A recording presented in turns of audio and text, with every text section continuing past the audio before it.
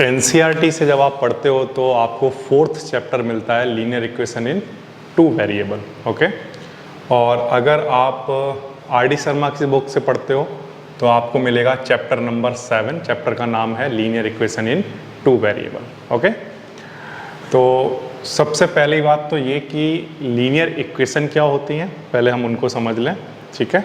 और linear equation in 2 variable क्या होती हैं उनको समझ लें। तो आप लोग बच्चों पॉलिनोमियल चैप्टर पढ़कर आए हो, है ना। तो सबसे पहली चीज़ जो आपने पढ़ी है ना, वो पढ़ी है लीनियर पॉलिनोमियल। क्या पढ़ा है? Linear polynomial. लीनियर पॉलिनोमियल क्या होते हैं? ऐसे पॉलिनोमियल जिनकी डिग्री कितनी हो 1, वो पॉलिनोमियल क्या कहलाते हैं? Linear polynomial. जैसे एग्जाम्पल के लिए मैं आपके सामने लिखता हूं ax plus B.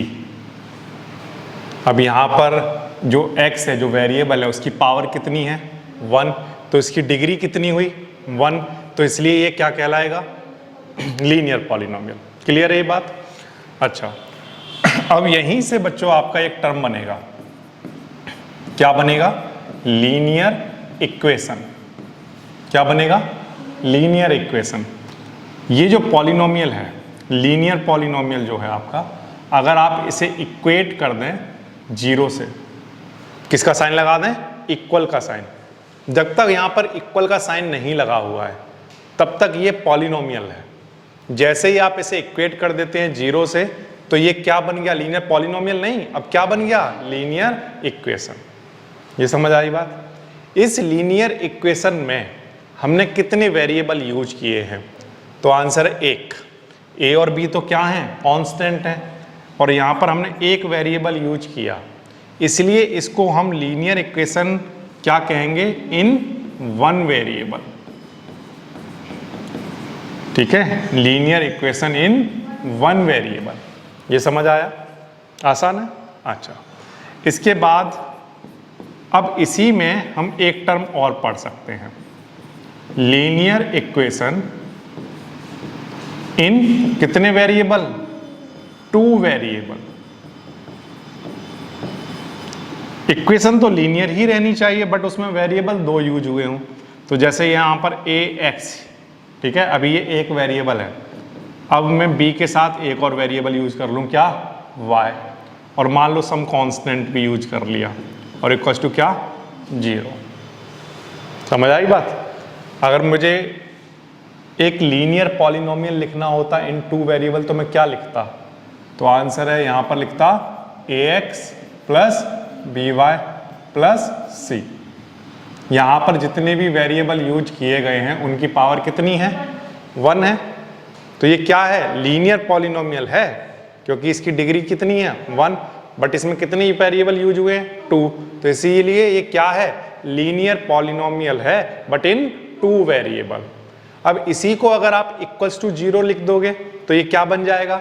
Linear polynomial, sorry, linear equation in 2 variable. समझ आ गई बात? अगर कोई आपसे पूछे कि लीनियर इक्वेशन इन 2 वेरिएबल की जनरल फॉर्म बताइए, कौन सी फॉर्म? General form.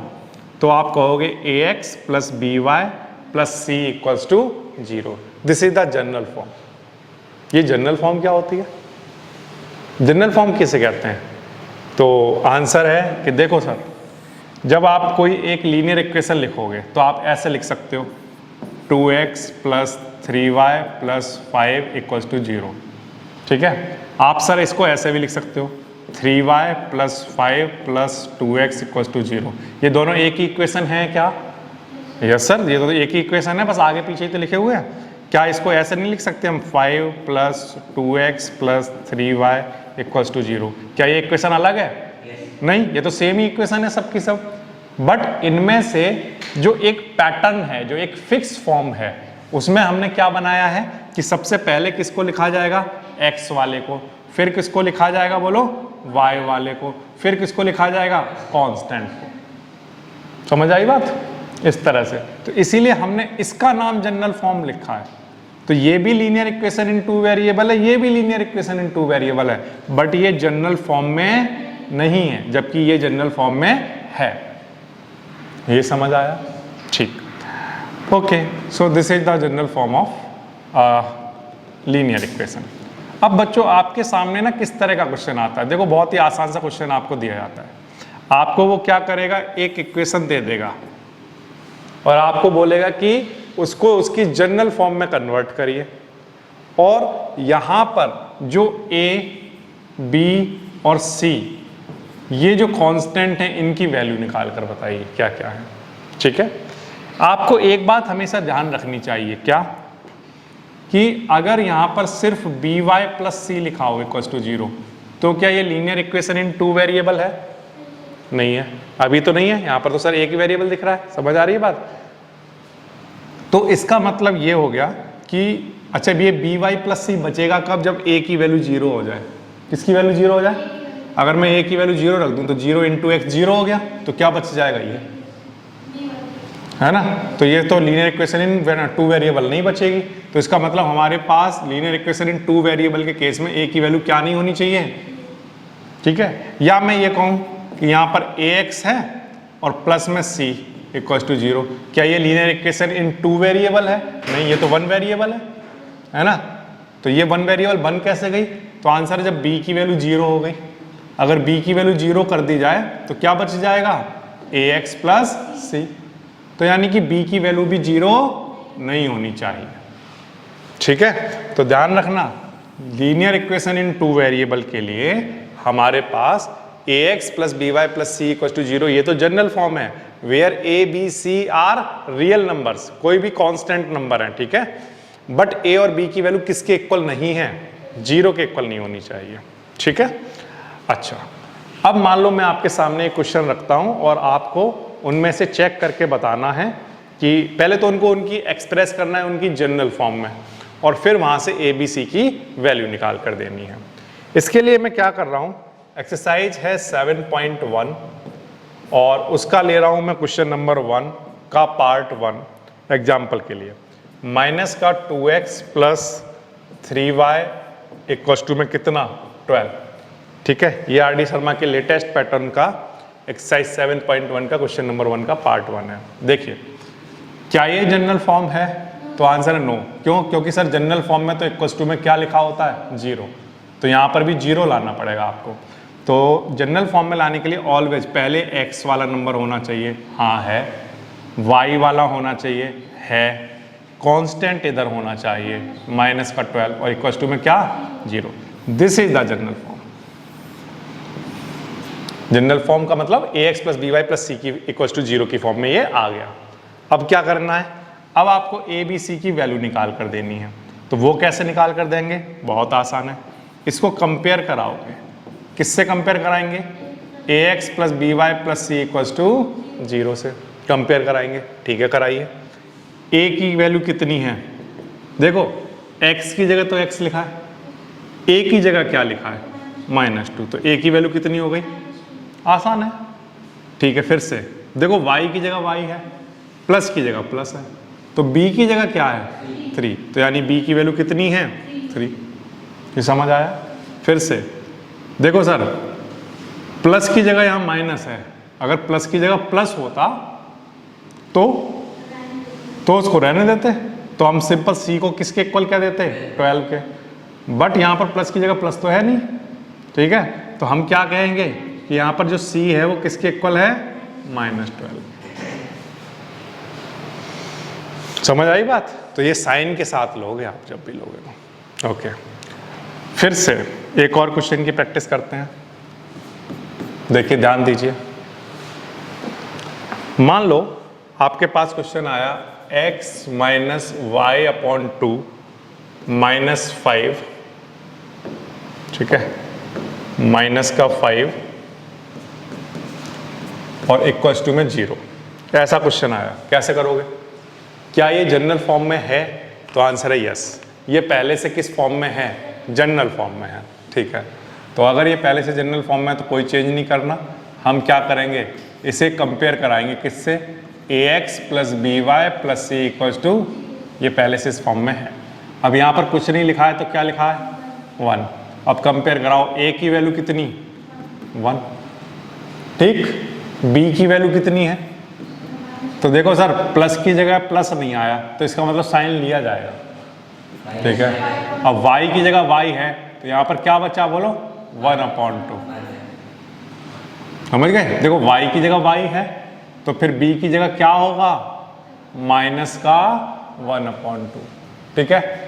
अच्छा c की जगह क्या होगा बोलो माइनस का 5। अगर यहाँ प्लस की जगह प्लस होता तो c की वैल्यू 5 हो जाती, बट यहाँ पर प्लस की जगह साथ में प्लस नहीं है तो c की वैल्यू साइन के साथ आएगी, ठीक है।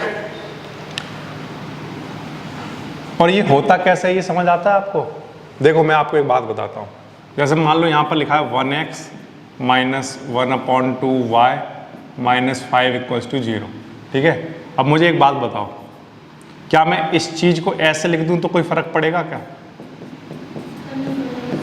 बोलो। -5 को ऐसे लिख दूं तो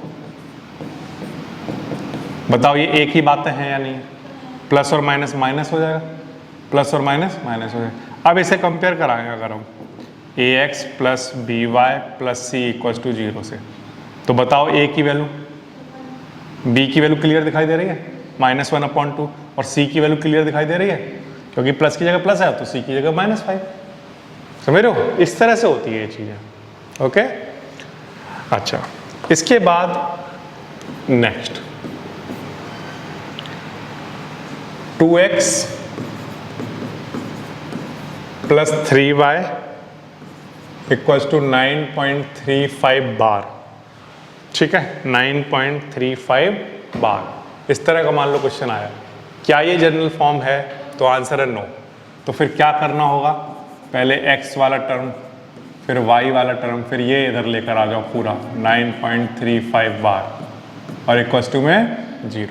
ये अब हमारे पास कौन सी फॉर्म आ गई, general form ax plus B Y plus C equals to 0, ठीक है। यहाँ से कंपेयर कराने पर a की वैल्यू कितनी 2, b की वैल्यू कितनी है 3, c की वैल्यू कितनी है 9.35 बार, ठीक है। ध्यान रखेंगे प्लस के साथ अगर प्लस है और यहाँ माइनस है तो c की वैल्यू ये कंप्लीट ली जाएगी, वो क्यों होता है वो मैंने आपको बताया अभी, ओके। एक और पार्ट देखते हैं तो आपको और भी ज़्यादा बात समझ आएगी। जैसे मान लो हमारे पास क्वेश्चन आया 3x माइनस 7y या 3x इक्वल्स टू माइनस का 7y, ऐसा क्वेश्चन आया, ठीक है। अब इसे जनरल फॉर्म में लेकर आते हैं हम लोग, तो देखो कैसे लेकर आओगे, 3x ऐसे ही, ठीक है। ये माइनस का 7y इधर आएगा तो प्लस का 7y हो जाएगा और इक्वल्स टू में क्या 0। अब अभी भी हमने देखा कि x वाला टर्म है y वाला है बट कांस्टेंट नहीं है, तो अपनी तरफ से क्या लिख दिया, समझ आ गई बात। अब ये जनरल फॉर्म बन गई, हालांकि जनरल फॉर्म बच्चों ये भी है, ये भी क्या है जनरल फॉर्म ही है, क्योंकि वहाँ c नहीं है तो वो अंडरस्टूड हो गया कि c की वैल्यू क्या है 0। लेकिन ये मैंने सिर्फ आपको समझाने के लिए इस तरह से लिख दिया है जिससे कि अब आपको c की वैल्यू क्लियरली नजर आए। a की वैल्यू बताओ कितनी दिखाई दे रही है अब आपको 3, b की वैल्यू और c की वैल्यू 0, ठीक है। समझ आ गई बात। अपनी तरफ से लिख लिया करो, जो चीज नहीं है उसे 0 लिख दिया करो, ठीक है। अच्छा और पार्ट देख लेते हैं, जैसे हमारे पास 2x प्लस 3 इक्वल्स टू 0 है।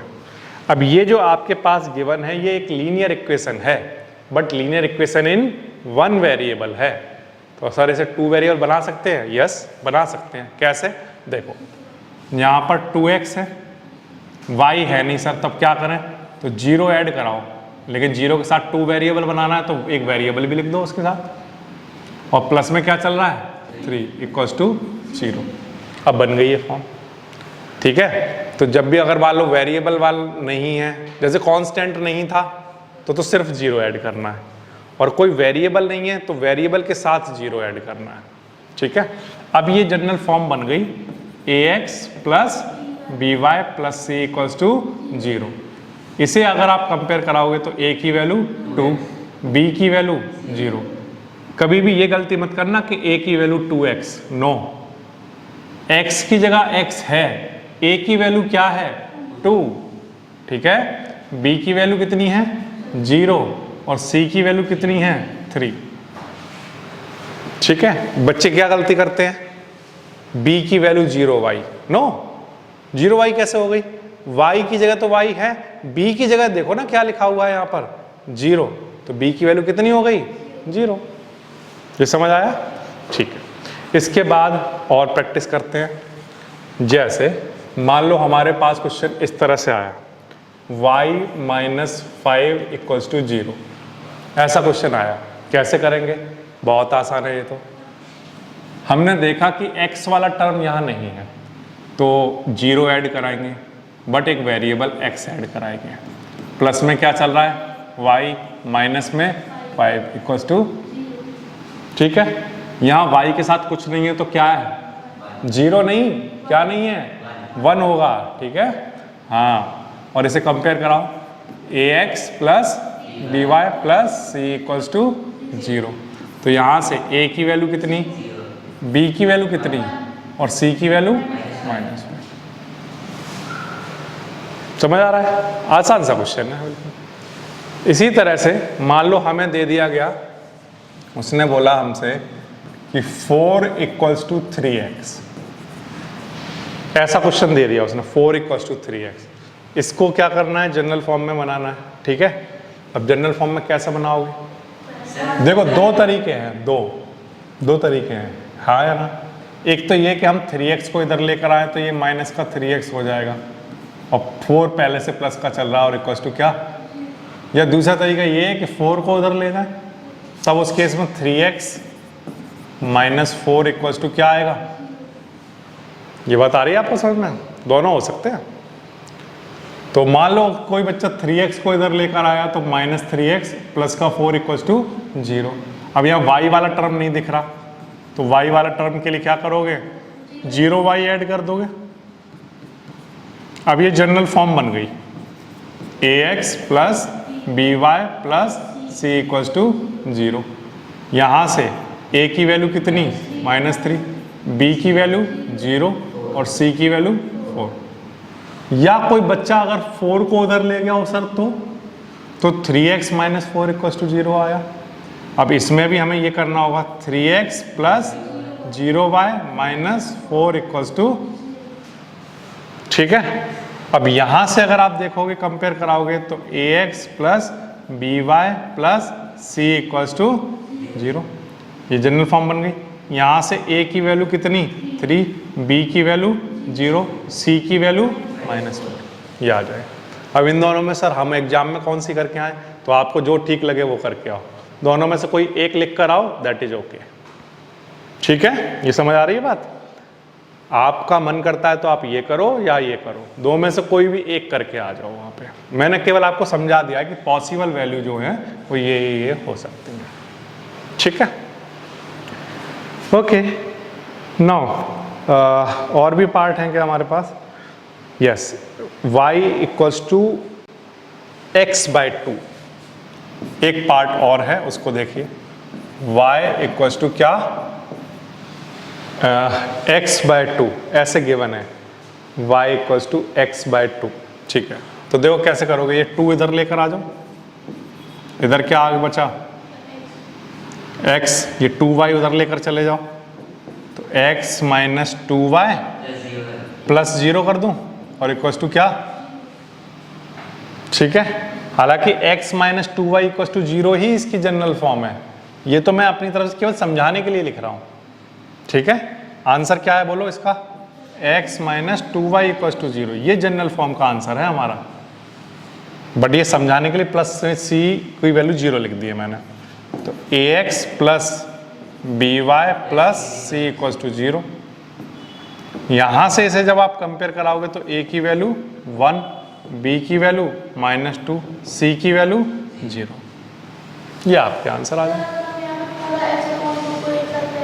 यस, वो भी ठीक है। अगर मैं तो सर -x/2 लिखूंगा उधर ले जाकर, ठीक है, कोई प्रॉब्लम नहीं, इक्विवेलेंट है वो सबके सब। Okay, question number 2। अगेन इस तरह का क्वेश्चन दिया हुआ है हमें एक्सरसाइज 7.1 में, आर डी शर्मा में। Write each of the following as a equation in 2 variable. तो जस्ट स्टैंडर्ड फॉर्म बनाकर देनी है इनकी, ठीक है। जैसे 2x इक्वल्स टू -3 को, या y इक्वल्स टू 3 की 2 वेरिएबल में कन्वर्ट करके दिखाओ इसको, या उसने बोला हुआ है 5x इक्वल्स टू 7/2 को करके दिखाओ, है ना, ऐसे।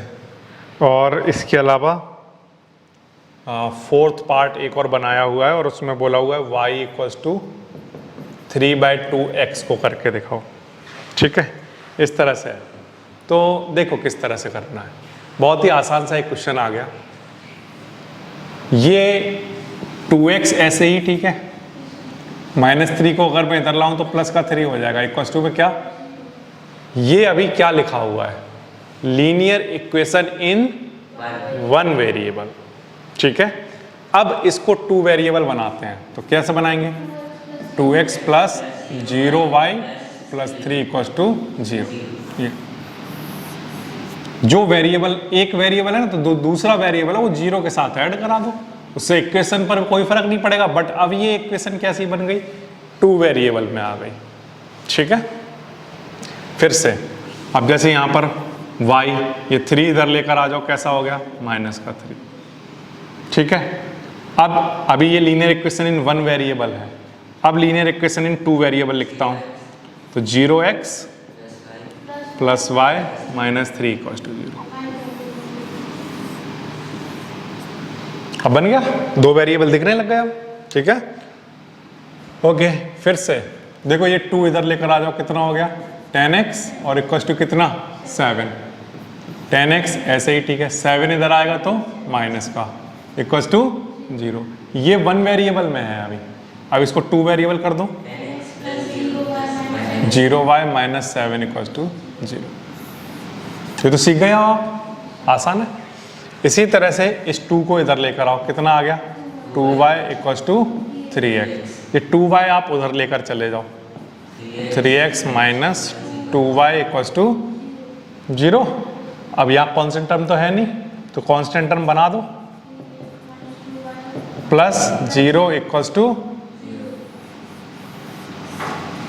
हालांकि ये भी 2 वेरिएबल का एक आंसर है। कांस्टेंट वाले टर्म में मैंने आपको पहले भी बोला है कि कांस्टेंट वाले टर्म में तो 0 ना भी लिखा हो तब भी ये लीनियर इक्वेशन किस में है, 2 वेरिएबल में, ठीक है। तो आप अपना आंसर वहां पर या यहाँ पर छोड़ सकते हो, इस तरह से आप कन्वर्ट करते हो। तो ये बात हमेशा ध्यान रखना, किसी भी लीनियर इक्वेशन इन 1 वेरिएबल को कन्वर्ट किया जा सकता है, किसमें, लीनियर इक्वेशन इन 2 वेरिएबल में। 3 में कर सकते हैं क्या, यस सर कर सकते हैं। यहाँ 0y लिखा है, यहाँ 0z लिख दो, x y z और p q r कितने भी वेरिएबल में बनाया जा सकता है, ठीक है।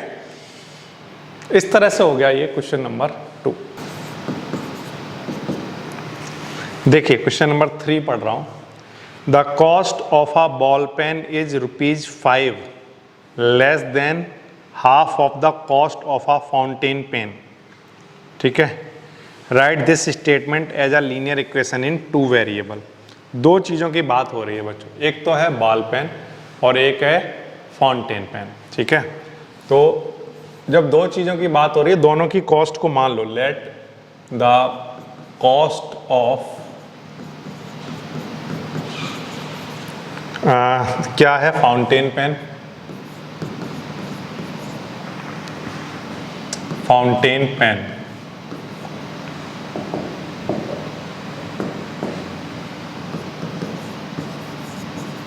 मान लो रुपीज कितनी x, ठीक है। और कॉस्ट ऑफ 1 बॉल पेन कितना मान लो, ₹y, ठीक।